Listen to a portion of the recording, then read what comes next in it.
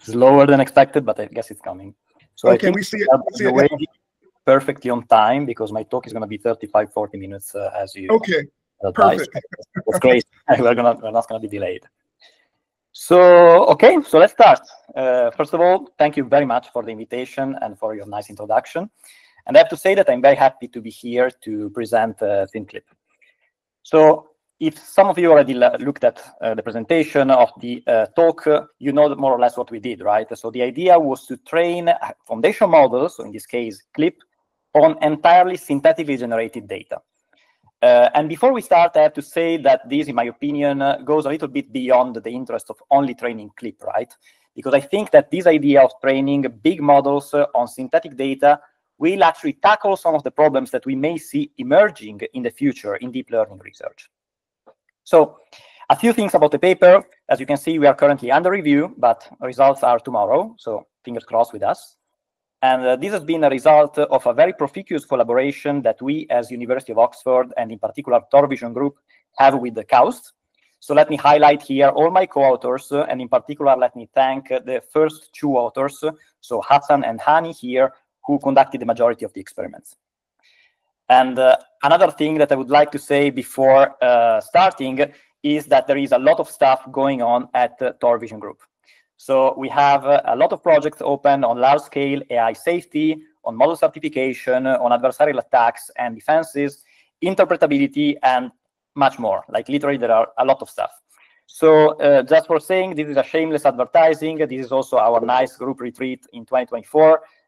Feel free to contact me if you have any question about the group and if you want to maybe start something with us. So can you still hear me correctly? Yes, we can. That's yes. Okay, let's start with the actual content of the presentation. And in particular, let me present you some historical background of what we did, right? Let me talk about vision and language. So there is a very interesting trend emerging in recent years that is vision and language as an enormously important task topic, I would say, for computer vision research, right? So here I'm reporting a chart of a recent survey published in PANI that actually highlights how the growth of papers tackling both the visual modality, so in images and videos, and the textual one is exponential. And there is a clear turning point in this, that is during 2021 when OpenAI published the seminal CLIP paper, right? So the idea of CLIP was to train a joint representation between the visual and the textual modality in order to do a lot of stuff. So let me just present it to you very briefly, because I guess that many people already are familiar with CLIP. But anyways, this is just for highlighting what we did later. So the main idea of CLIP is that we can benefit from an enormously large collection of images and corresponding captions. So with a caption here, we mean a textual description that semantically describes what is the content of an image, right? So as you can see here, we have a picture of a dog, and the possible caption may be Pepper the OC pup, right? So it's corresponding. So the idea of CLIP was to train two different encoders. One textual encoder that is dedicated to the processing of the text, so the captions, and one image encoder that is indeed for processing the images, right?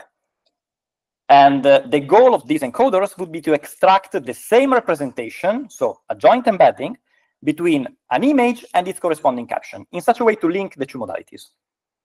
So the way in which this is done is to exploit contrastive learning.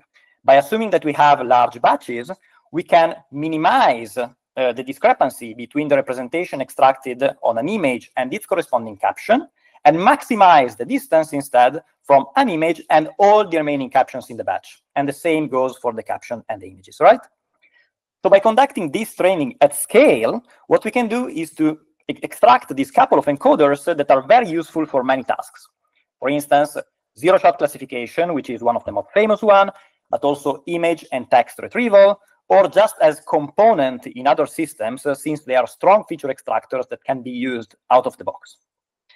So instead of focusing on the CLIP training, what we did in our paper was to focus on the CLIP data. Because there is a common choice in literature that is to collect this data on the web, which is pretty natural, right? So what people in OpenAI did was not to release the data, just to release the checkpoints, but we know that they trained CLIP on 400 million of images and generated captions. And these data are quite easy to collect on the web, right? Because we may have public websites where users actually upload images and corresponding descriptions of these images. So this is free supervision. Or we can assemble the captions by using metadata that the website uses, right? So in this case, we have some kind of weak supervision that allows to scale the size of the training data set quite significantly. But we investigated the usage of web data because we also think that this may create some issues. And in particular, let me present some of these issues that are peculiar to web data. So just as an example, let me present you this image. It's a very simple image, actually. It's a cat in a box, it's a plain background, but this image may be uploaded on a public server with a caption like this. So a user may actually be interested in putting some kind of humorous caption associated to this image, but there is a lot of stuff going on here. We have emojis, we have typos, we have personal consideration of the user, like, oh my God. So this kind of noise that is not semantically describing what is happening inside the image at scale may actually create problems in the CLIP training and lead to suboptimal performances and mapping to the wrong captions, to the wrong concepts when we perform zero-shot inference. Another significant problem of web data is long tails. So let me just present you another example. We all know that the internet is full of cats, right? So when we have a crawler that is just exploring websites and downloading images and captions, we may assume that the cat images would actually represent a big part of the data set, right? Because many people are actually uploading these images on the internet. This may not be true, for example, for other animals, like the axolotl here. Actually, I discovered the existence of this animal a couple of years ago. It's very cute, but for sure, not as many people that own a cat own an axolotl. So we can assume that this class, if we have an automatic crawling strategy, would actually be underrepresented in our training dataset. So while this may seem not impactful at large scale, let me present you some of the results by also some brilliant members of my group, in particular related to CLIP trainings and zero-shot inference in general. So there is apparently a correlation between the performances of zero-shot systems depending on how many samples of a particular class we see in a dataset, which means that if we see a lot of cats for our CLIP training, we may have good performances on cat at inference, but this may not be true for axolotls. Again, I'm just presenting an example, but think about the fairness of the training systems. This may make emerge some bias, for instance, related to racial biases and gender biases. So this prevents the fairness of the training systems. And another problem that may come is, of course, safety. So we all know that the web is a dangerous place. And in particular, let me report this example that is an article of the Telegraph in which some people discovered that in Lion 5 billion, which is a web crawl dataset, there are included thousands of child abuse images. Of course, we don't want to train on these images because if we train on these images, then some malicious actor may actually exploit the trained model to perform some malicious action. Closely related to safety, there are also copyright problems, which have some kind of regulation problem right now. Because we are in more or less a wild west of deep learning research, but stuff are moving. And in particular, let me highlight that the European Union, so some public entities trying to regulate the kind of data that we can use for training, with the EU AI Act, for instance, that has been published this year. But there are also private entities which are interested in preventing this kind of reckless web collection of data, such as, for instance, Getty Images. So there is a recent event that is Getty creating a lawsuit against Stability AI for the training of Stable Diffusion. So apparently Stability AI crawled images from Getty Images without authorization. So for all these reasons, we believe that web scraping may be a bad idea. So let me just represent here the problems. So we have noisy captions, long tail distributions, and potentially unsafe or copyright protected content inside our crawling. So what we did is to get completely rid of web scraping and try instead to generate a dataset with modern generative AI techniques, in particular with the usage of large language models and text-to-image generators such as Stable Diffusion. Our main assumption in this design choice is that synthetic data enables better control over the data content. So with some tricks, we can achieve images with associated informative captions, which actually describe the content of the scene. We can balance the distribution of concepts that we see inside our training dataset in order to achieve fairness. And we can also control the kind of content that we have, right? So we arguably are able to generate safer content. So we are not just, crawling for not safe for work content, for instance. Again, we know more or less that generators are able to generate this kind of content. The real question is, can we scale it? Because, of course, at scale, stuff work differently. So our main question in the paper is, can we create a synthetic dataset of images and corresponding caption that is large and variable enough in order to train a CLIP model that works reasonably well? And by doing this, we analyzed a lot of stuff that came with these results that I'm going to present later. So just also as a literature viewpoint, we are not the first one to train CLIP with some kind of synthetic data. For instance, let me present this paper. It's called the LaCLIP, in which the idea was to regenerate the captions of web-collected datasets. So for real captions, as I told you, they were kind of noisy, so they used a large language model in order to rewrite them, and these improved performances in zero-shot. And the same authors also propose some kind of symmetric application. So instead of using synthetic captions with real images, they also used the synthetic images with real captions. And the idea was just to process the captions of web crawl datasets with stable diffusion in order to train a more robust network. Also, they proposed some kind of advanced training strategy that they called the stable rep. And the idea was to create multiple versions of an associated image to a single caption in order to improve redundancy of the same concept. While it's focused on visual, like on visual encoding in this example, they also trained a CLIP representation. That being said, there is also a concurrent work to ours that has been published at CVPR 2024, in which the authors combined large language models and image generators in order to scale the training. But compared to us, they don't have a broad coverage of concepts. So what we noticed is that they only trained for concepts that were included in evaluation datasets, so they could not analyze the real performances of CLIP or the deployment of CLIP models in the applications that we proposed. So this is more or less an introduction and the corresponding literature for the topic. So let me pass to the methodology that we developed in the SynthCLIP paper. So the idea, let me say, is absolutely super simple. We have a large language model that in our case is Mistral v02 instruct, and a text-to-image model that is Stable Diffusion v1.5, okay? And we want to put them in communication in order to create a dataset of images with corresponding captions. Well, since the Stable Diffusion is conditioned on text, what we can do is create some caption-like text with a large language model and using them as input for Stable Diffusion. So we know more or less how a caption is made, right? So the idea is that a caption is a string of text that is describing visually a concept, and we can prompt the large language model in order to generate these captions that are then used as input. Of course, again, this is very simple, but the problem is the generation at scale, because we know that at scale, things may go wrong. For example, we may not be able to generate a dataset that is variable enough in order to make our CLIP training converge. Okay, but this is the main idea. The real question is how to prompt the large language model to ensure the scaling. Or in other words, how can we make the captions that the large language model is generating variable enough in order to generate a dataset that is wide and allows for CLIP training? So we tried different stuff. I'm just going to present you a very naive thing that we tried before converging to the solution, that is an unconditional generation. So we were very naive again, and we were thinking that just prompting the large language model with a prompt similar to this one, like generate some text resembling captions, would actually allow us, by changing the seed and the temperature of the language model, to generate as many captions as we want of any topic.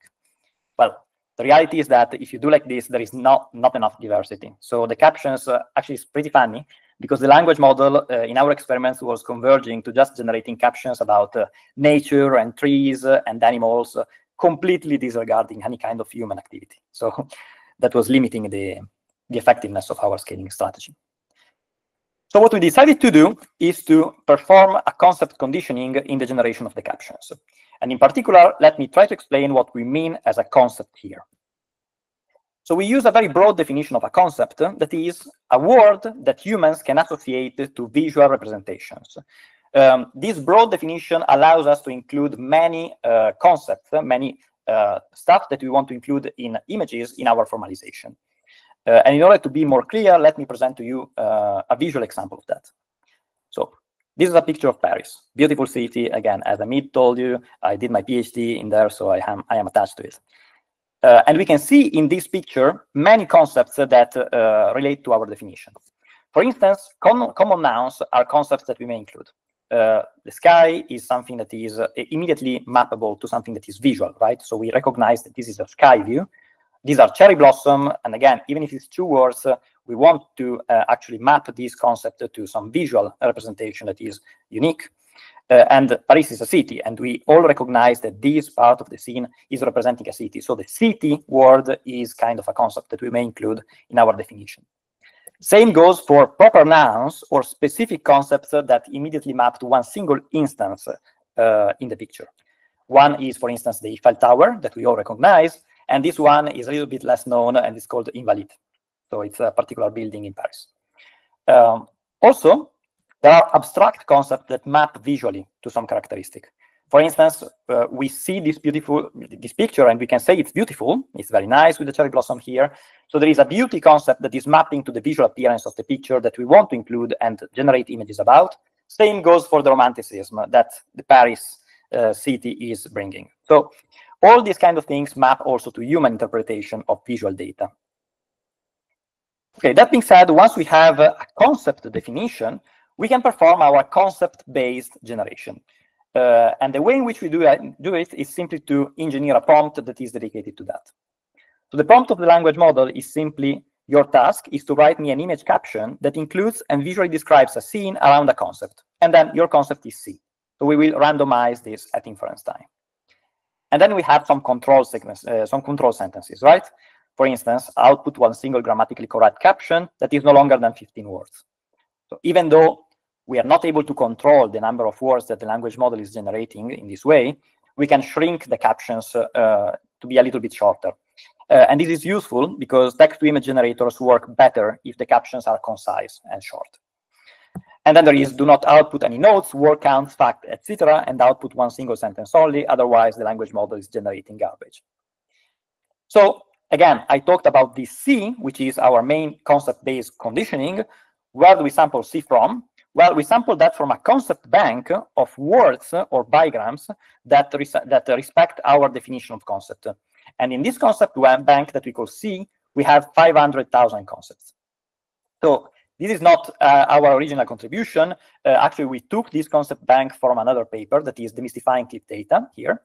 But we formalized that for in the inclusion of these concepts inside our generation pipeline. Okay, again, very simply, once we have our concept bank, we can simply sample these concepts at inference time, output them inside the large language model with the prompt that I presented you before, and generate corresponding synthetic captions. For instance, for the cat concept, we may have a playful cat in a sunny flower-filled garden that visually describes the scene. And once we have these synthetic captions, we can use them as input for a text-to-image generator as a stable diffusion and generate the corresponding images, like here the cat that is mapped to this caption. So once we have this data, then we can input both of them inside the clip encoders and perform the regular clip training. Of course, this requires to generate beforehand the dataset at scale. There is another thing that I would like to highlight that is called balanced sampling. That is an additional strategy in our generation pipeline. Again, this is taken from the demystifying clip data, but I do believe it's very interesting to highlight its role for the generation of synthetic data because it was kind of unexpected. So it's related to a specific phenomenon that was naturally emerging at scale. So in order to present you the importance of balanced sampling, let me just show you this example. Let's assume that we have three concepts, for example, cat, dog, and lion. And we sample these concepts and we generate captions about them. It's possible at scale that the large language model is generating captions like these ones, like a cat in the forest, a dog in the forest, and a lion in the forest. Although the concept here that we use for conditioning is changing for each caption, we know that there is another concept, so a fourth one, that is forest, that may be included in our concept bank, but it's emerging naturally inside the generation of captions. And this seems marginal, but at scale, it creates problems. And in fact, we can analyze the frequency here. It's just the frequency of these three.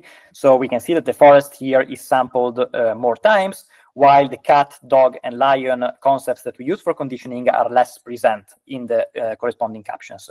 So we may have the long tail effects, as I showed you before, which prevent fairness. And ideally, the idea would be to sample more the concepts that are less frequent, and sample less the concepts that instead are of higher frequency.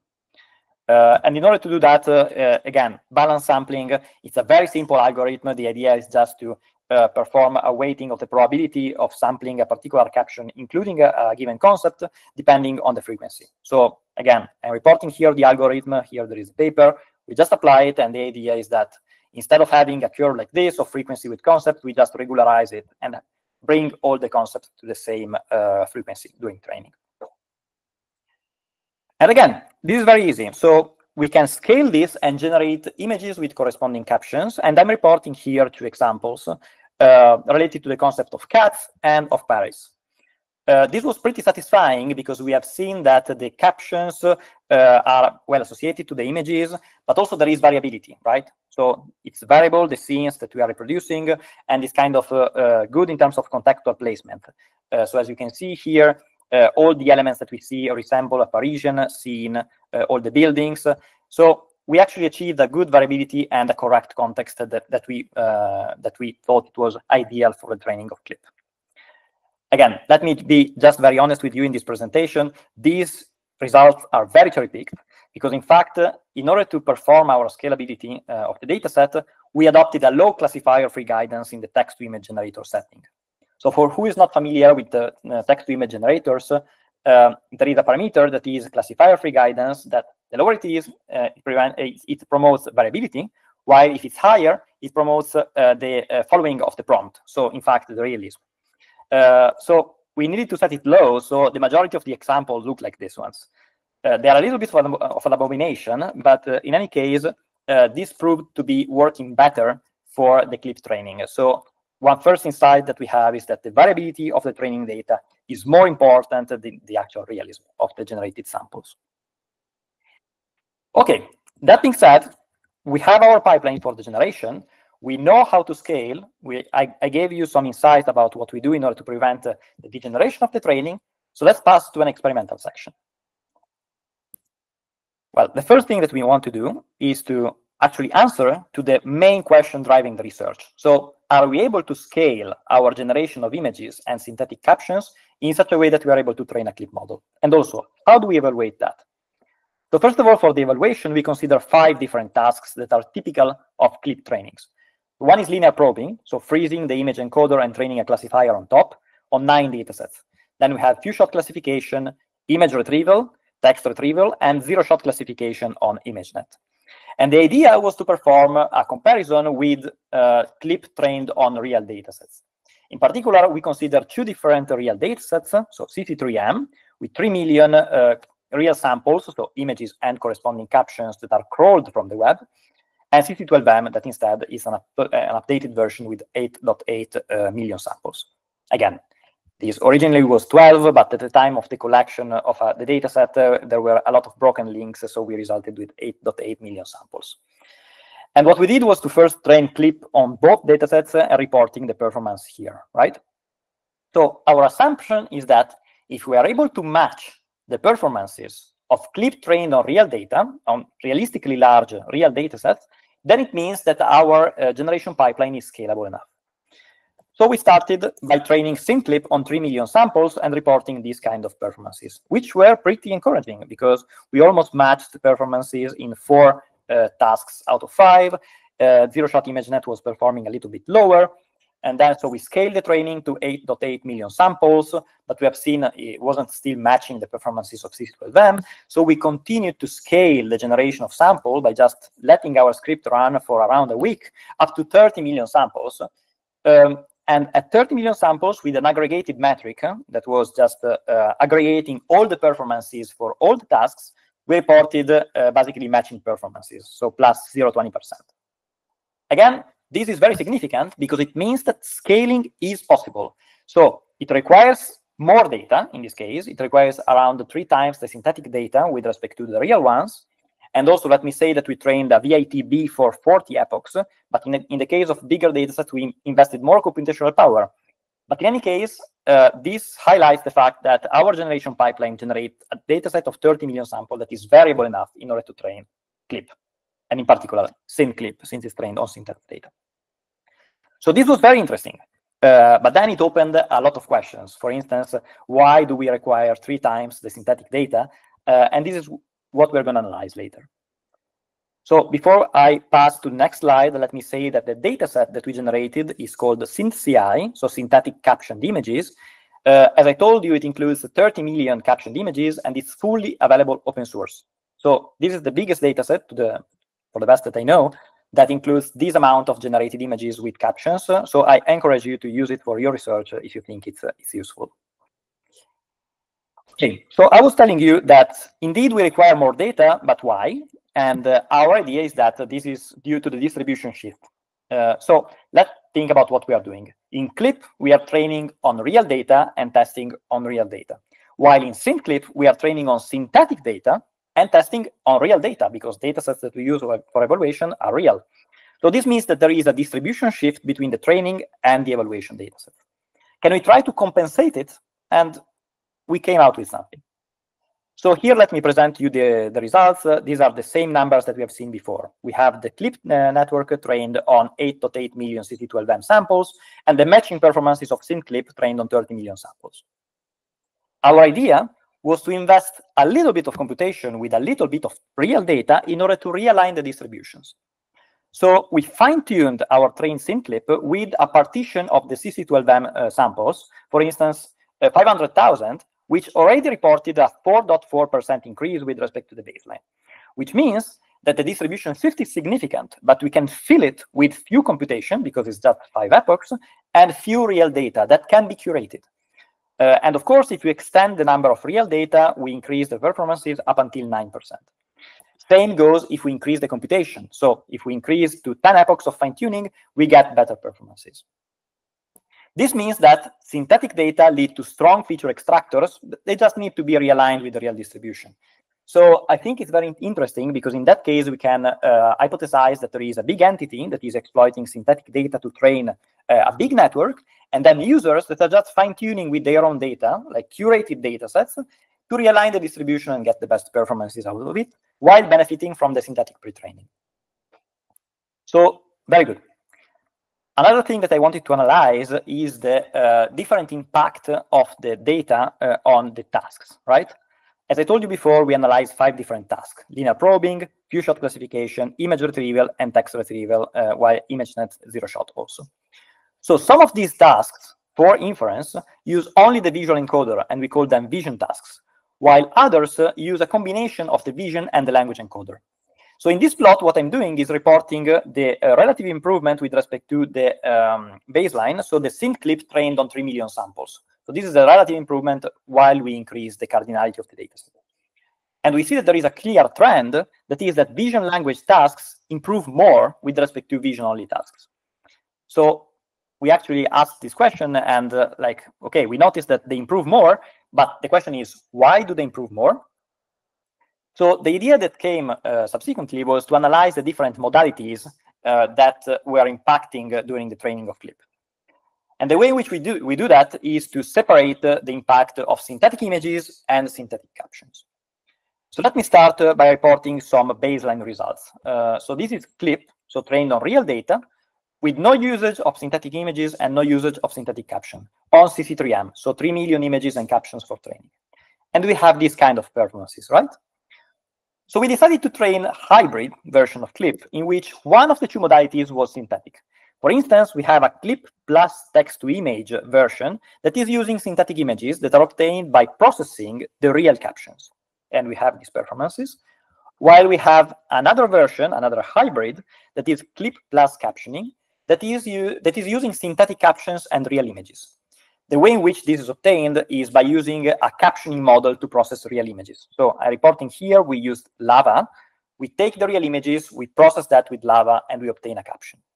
What we notice is that the model exploiting synthetic caption was improving way more with respect to the model exploiting synthetic images. The reason that we attributed to this is that the distribution shift on images, so on the visual modality, is wider with respect to the distribution shift on text. which means, by the way, that there is a need of research on the alignment of the generated data in the visual modality with respect to the text. That is a little bit working better. So we went a little bit further with this, and we also performed a weird experiment, that is what happens if we actually recaption the synthetic images that we generated. So we take the synthetic images in SynthCLIP and process them with Lava to extract new captions. Well, we get better performances as well. So in this case, we attributed that to this behavior at scale. When we generate captions, some of the details of the caption may not be represented in the generated image. For instance, here we have a loyal dog waits by a park bench, and the text-to-image model is ignoring the bench instruction. So when we recaption, we actually correct this hallucination behavior that at scale is getting better performances. Okay, I would like to present you with the last difficult result in terms of elaboration, but I think this is fundamental. That is related to the concept bias. Again, I'm reporting here the performances of SynthCLIP trained on 3 million images and captions. So synthetic 3 million images and captions. We know that we exploited 500,000 concepts for this generation, and we report these results, right? But we also know that when we compare with baselines, for instance, when we compare with CC3M, we were seeing completely different images because we didn't know about the content of the dataset of the real datasets. So we asked ourselves, what happens if we try to condition the generation only on the concepts that are included in an existing dataset? The way in which we do is to extract the CC3M caption, get our concept bank, and perform substring matching in order to look for the concepts in the concept bank that appear in the CC3M captions. And by doing so, we extract a new concept bank that we call CC3M that includes 400,000 concepts. So many of these concepts are eliminated, for instance, Eiffel Tower. If we then regenerate data using these concepts and train, what happens? Well, this was a little bit surprising. So if we reduce the number of concepts, we increase performances. And this was the reaction of the students at the time. So there was a little bit of panic because this would invalidate some of our assumptions, right? That is better to just see a wide majority of concepts in order for the model to perform better. But let's step back and think about what we are doing. What happens if we sample the same number of concepts from the original concept bank, but randomly, without checking what happens in CC3M? This is what happens. So if we sample randomly the concepts, we decrease performances. If we get the concepts of CC3M, we increase performances. This is a very peculiar behavior that we analyze, again, shameless advertising, in another paper that I'm going to present to you. And actually, I think that Hassan presented here at Cohere for AI some time ago. That is stating that existing datasets may lead to a biased evaluation. So in this paper that we present at ECCV in the next weeks, we analyze exactly this phenomenon. The idea is that you should check the distribution of concepts between your training distribution and your evaluation distribution. People tend to train foundation model on a majority of data that are crawled and they are unknown in terms of concepts. But if you train and see the same concepts in the evaluation, then you would have inflated performances. This is fundamental also for SynthCLIP training. So I encourage you to read this paper and also analyze also this issue. Okay, then we performed also some ablations in order to verify our hypothesis. For instance, we verified the importance of the balanced sampling. So here we have SynthCLIP trained on SynthCI 3 million.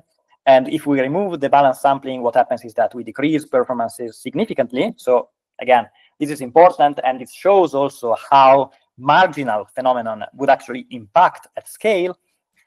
We also evaluated the impact of the LLM that we used. For instance, we replaced the Mistral 7 billion with Vicuna.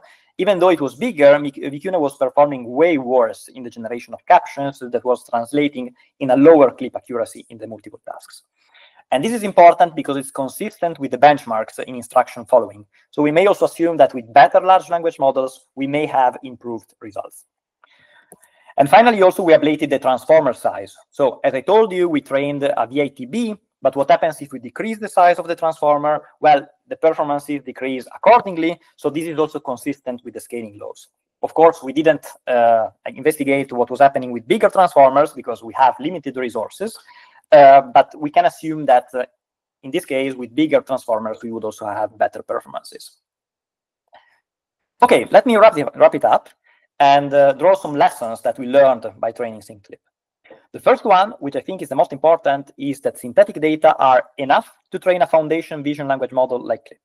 So this is quite fundamental because it opens a new avenue of research when we can just hypothesize to put the burden of the data generation not on the web, but on the generators for generative AI. Again, it's also important because SynthCLIP follows the expected scaling behavior. So we can assume that with better resources and with better networks, this would actually improve also performances.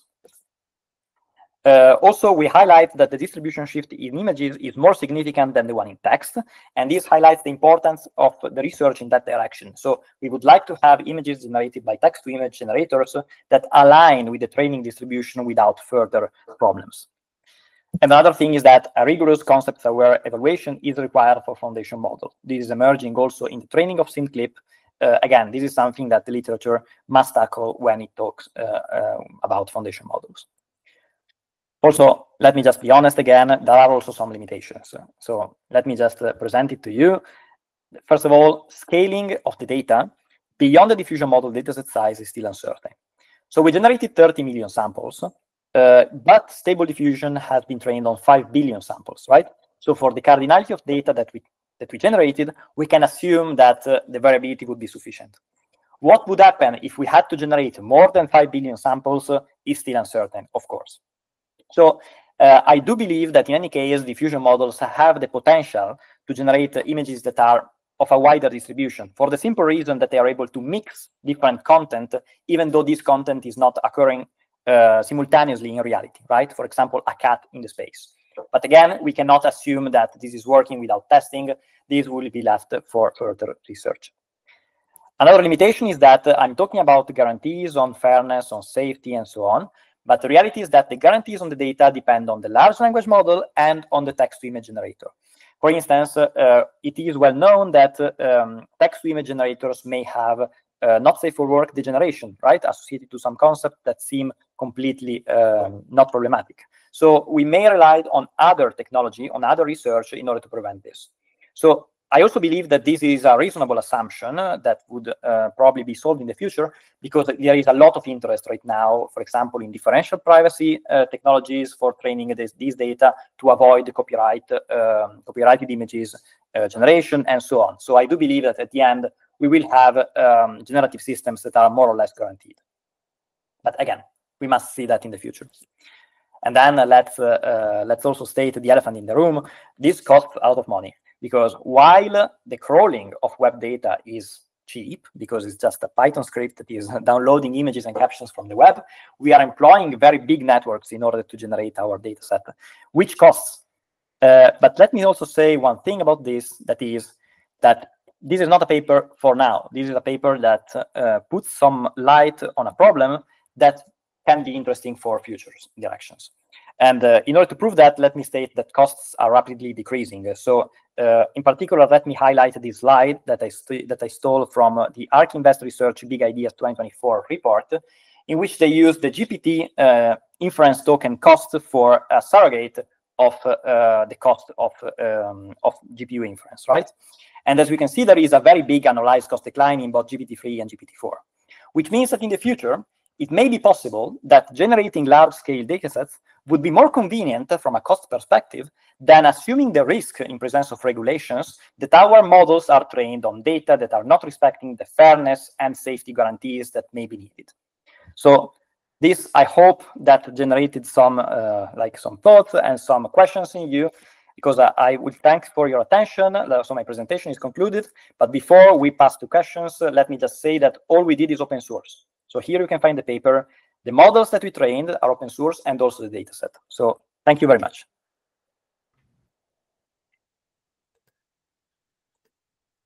Okay, thank you very much, Fabio. Excellent presentation. So we do have a few questions in the chat.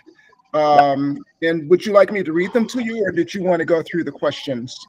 Can you please read them if you have the? Okay, yes, sure. So the first one's me. It's easy.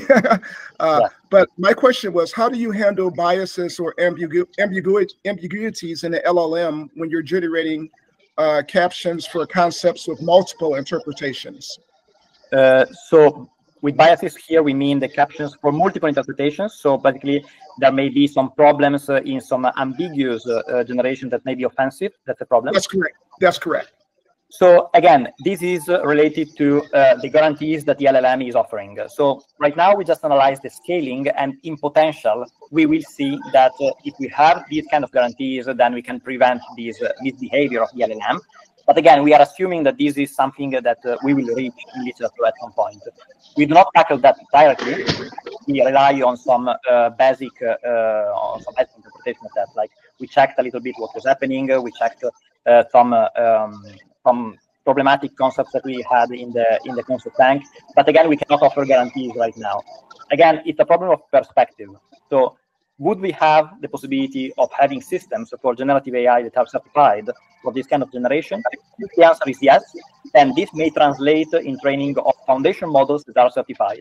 So this puts a lot of interest in the generative AI systems, in my opinion. So if we have them, then we can trickle down all the guarantees to all the resulting models. Okay, that makes sense. Okay, we had a follow-up question as well from, hey, Benedict, you might need to mute for a second. I'm sorry. Okay, thanks, Benedict. Perfect. We had a follow-up question from Marvin. Marvin, do you want me to read your question, or would you like to come off mute to ask your question? Yeah, I can try to ask it. Okay.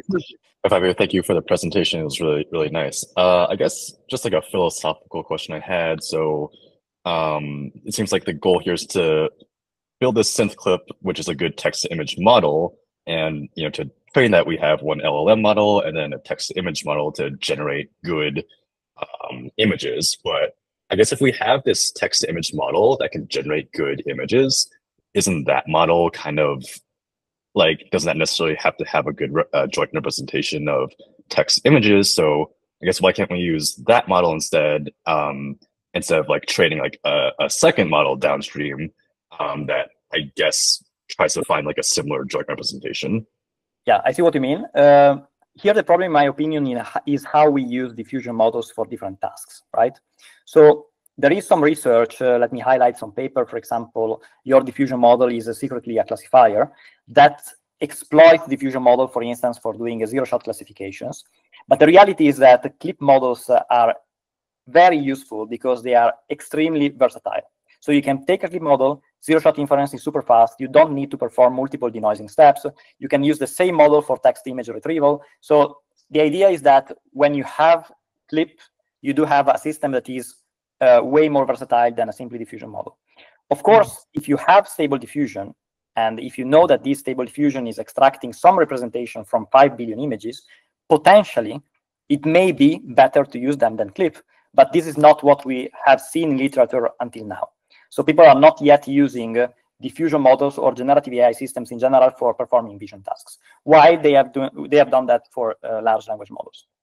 So in the end, as a general research trend, so we can open a little bit the question, I do believe also in the usage of generative models for vision for practical tasks like inferences, classification, these kind of things. I do believe strongly in that. But if this is a very good, this is a very big risk, because we are assuming that we will converge to a vision architecture that allows to do that without any kind of effort. If this doesn't work, we will still rely on other models, for example, on CLIP models for these kind of applications. Okay. Thank you. All right. Thanks, Marvin, for the question. So you're up next, Benedict. Did you want to go ahead and ask your question directly? Yeah.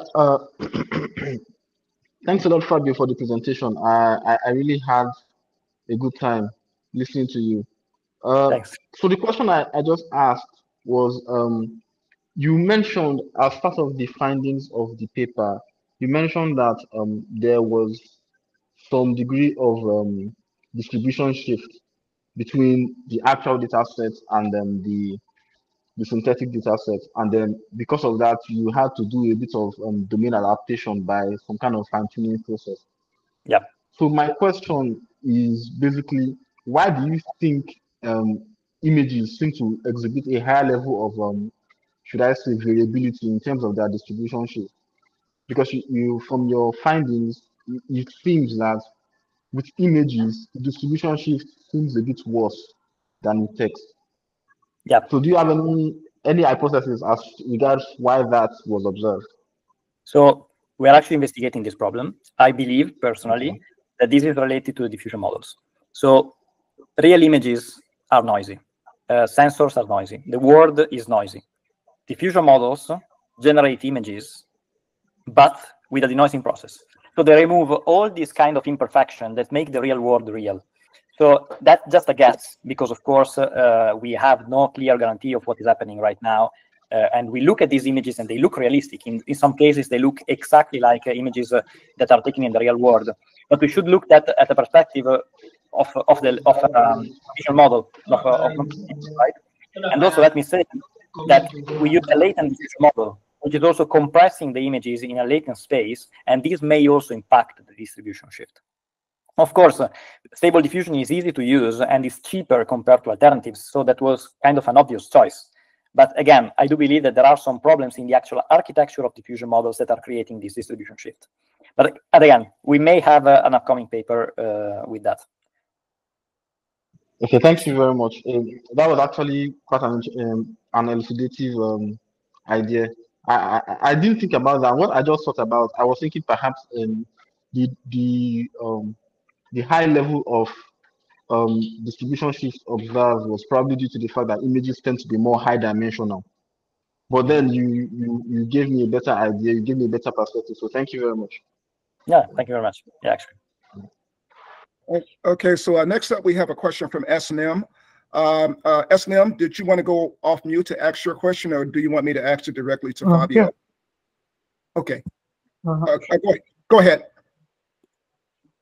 So what about the no free lunch theorem? So diffusion models are trained on certain images, and according to that theory, no output from the diffusion model itself will be able to outperform that, right?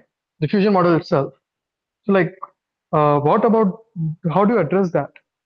So again, this really depends on how you see that, right? So first of all, on the scale of generated data, we know that diffusion models are not simply outputting the images that are trained on, right? So they're able to remix the content, and this would create probably some regularization in the training process, even at scale larger than 5 billion images. For instance, we know that the effectiveness of the data is not only related to the data, but also to the training process, right? So if we see examples of images that are including disentangled elements, we may have a better regularization of the network, so we may increase even performances on that. And another thing that I would like to say related to this is that we can see the importance of the generation of models, not only from a performance perspective, but also on a guarantees perspective. So we have seen that crawling web images is creating issues. We have not experimented the issues right now because we are still, again, in this Wild West, and there is no regulation going on. But we may have it in the future. So my idea is that generation could be a kind of a pre-processing step for this model that could be deployed in presence of security guarantees. So that in that case, we can shift the focus from the purely perspective that is dedicated on performances to something that is a little bit more broad in terms of application in the real world. Does it answer your question? Yes, but the diffusion model itself was trained on web crawled images, right? Yeah, exactly. So that's it doesn't put a cart before the horse. If you want a better diffusion model, you need to crawl the images from the web anyway. Yeah, but let me propose you an example. So suppose that there is some nudity included in the diffusion model dataset. If we crawl automatically the dataset, then we may include that concept inside our clip generation, inside our clip training, sorry. If we instead generate data, we are bounded to the generation space in concepts that are defined in our concept bank, right? So it's very difficult that if in our concept bank we include cats and dogs, we are generating nudity. That's the kind of intuition that allows us to kind of use these kind of generators as filters.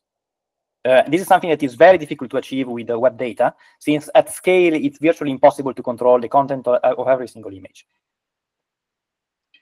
Instead of training a diffusion model in the mid-web, won't it simply better to use a classifier to categorize the web images to filter out those concepts? In Lion, for instance, it is used a classifier. So they have a filter also on that, and it's not working correctly. It's sufficient that we have a few examples that are including concepts that are making the network unfair or making the network unsafe in order to prevent the deployment of the network. So in practice, from a purely performance-based perspective, I still agree with you in the sense that we can scale the training, we know that there is no free lunch and so on. But we want to guarantee something, then we'll need to pass, in my opinion, to something that is a little bit more sophisticated than just the training. Makes sense. Thank you. Thank you. Okay, just a couple more quick questions, Fabio. We had one from Monsige. Monsige, I hope I'm pronouncing your name correctly, but would you like to come off mute to ask your question? Yeah, so yeah, my name was said pretty well. I mean, thanks a lot on that. But on the question, I might have missed it if you did cover it in the presentation. Just want to check, since this is kind of a new version of CLIP, was there any studies done in the domain gap problem that CLIP has, like in some cases? Like if you do like application studies in the vanilla CLIP, you see a lot of cases like the image embeddings and text embeddings do not really line up, which cause a lot of problems. And there are studies like text doesn't always convey everything a vision should. But since you did a lot of synthetic data or something, did you find any interesting like patterns in that situation, or was anything done there? So I think that it's interesting to include this kind of reasoning inside the adaptation of CLIP, but that was not exactly the point that we wanted to show, right? We just wanted to show that the domain shift is evident even at scale, and we can realign that with simple strategies. Then, of course, if we do something a little bit more sophisticated, I do believe that there may be the possibility to increase performances, but that was not the main purpose of our experiments. Also, we were pretty late, let's be honest. So we left some doors open, but yeah, I believe that the main point of that was just to show the robustness of the features. That's it. Yeah, that's fine. Thank you. Okay, and we have one last question from Israfel. Israfel, I saw you had your hand raised. Would you like to come off mute to ask your question? Yes, thank you for the presentation, Fabio. I wanted to ask you two short questions. The first one, you mentioned that you picked variability over realism on the images when you generated them, so we could see some kind of weird looking images. Could that be the reason for that, the big difference between the images shift and the text shift when you generated them? It may be impactful in that, but I don't believe it's the main reason, since even with completely super realistic images generated by Stable Diffusion XL, we weren't getting the same performances. So in the end, yes, it may be part of the problem, and in fact, it is for sure impactful. But for other experiments that we are conducting right now, we are seeing that it's not that impactful. So there is some other stuff that is happening at the distribution level, in my opinion. But yes, of course, that's impacting as well. Cool. And thank you. And the other one is like, you are using really short captions here, like 15 words maximum. Do you see again? I work a little bit with CLIP and mainly on fine-grained captioning. I think it might be useful to generate some synthetic data and also to improve the captioning process with large language models. Why to limit it to a short caption when you can just maybe be more descriptive? So the main problem for the length of the captions was not CLIP, but it was the text-to-image generator. If we input very long captions in Stable Diffusion, we risk to lose the consistency with respect to the text and the image. So we limited the text in such a way that we were having a constrained version, a constrained description of the scene, but still valid. And this created already some issues. So as you can see in the example that I showed you before, the recaptioning was improving considerably. So if we extended even more, we wouldn't reach the same scalability performances. That's why I'm saying that at scale, stuff work differently, because you really need to tackle these small details in order to allow the scalability of the system. Thank you. Thank you. Thank you very much. Okay, Fabio, if you don't mind, can we sneak in one more question? Yeah. And Mayank, we're a little bit over time, so if you can make your question a little bit shorter, you're up next if you want to go ahead and ask your question. Yep. So I was thinking about using the open source Flux models here. So would that work with your current setup? I mean, hopefully. We don't know if we don't test it, but hopefully. We tested with different versions of Stable Diffusion at the time. And we selected Stable Diffusion v1.5 as a balance between inference time and actual performances. Flux work great. So yes, why not? But it must be tested. Yeah.